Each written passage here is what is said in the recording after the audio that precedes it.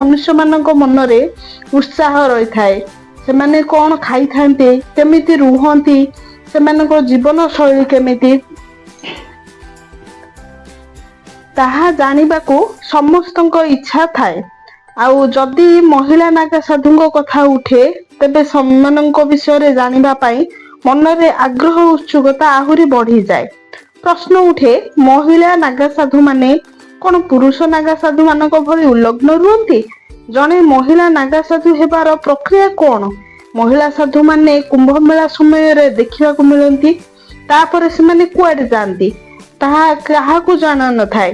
ମହିଳା ନାଗା ସାଧୁ ମାନେ କୁମ୍ଭକୁ ଆସିବାର ଏକ ସ୍ୱତନ୍ତ୍ର ଅବସର ଭାବେ ବିବେଚନା ହୋଇଥାଏ, କାରଣ ସେତେବେଳେ ସେମାନେ ସମ୍ପୂର୍ଣ୍ଣ ଶକ୍ତିରେ ପରିପୂର୍ଣ୍ଣ ହୋଇଥାନ୍ତି। ଯେତେବେଳେ ସେ ସାହି ସ୍ନାନ କରିବାକୁ ଆସିଥାନ୍ତି, ସେତେବେଳେ ମହିଳା ରୂପୀ ଶକ୍ତିର ପୂର୍ଣ୍ଣ ସଞ୍ଚାର ହୋଇଥାଏ। ମହିଳା ନାଗା ସାଧୁ ମାନେ କେବଳ ଭିକ୍ଷା ମାଗି ସାରା ଦିନରେ ଥରେ ମାତ୍ର ଭୋଜନ କରିଥାନ୍ତି। ସେମାନଙ୍କୁ ଖଟ, ଖଟିଆ ବା ପଲଙ୍କ ବ୍ୟବହାର କରିବାକୁ ଅନୁମତି ନଥାଏ। କେବଳ ଘାସ ପତ୍ର ବା ଶୁଖିଲା ନଡା ଉପରେ ଶୋଇବାକୁ ହୋଇଥାଏ।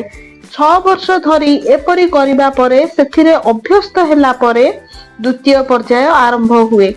ଜୀଇଁ ଥାଉ ଥାଉ ନିଜକୁ ମୃତ ବ୍ୟକ୍ତି ଭଳି ପିଣ୍ଡ ଦାନ କରିବାକୁ ହୋଇଥାଏ ଏବଂ ଲଣ୍ଡା ହେବାକୁ ପଡିଥାଏ।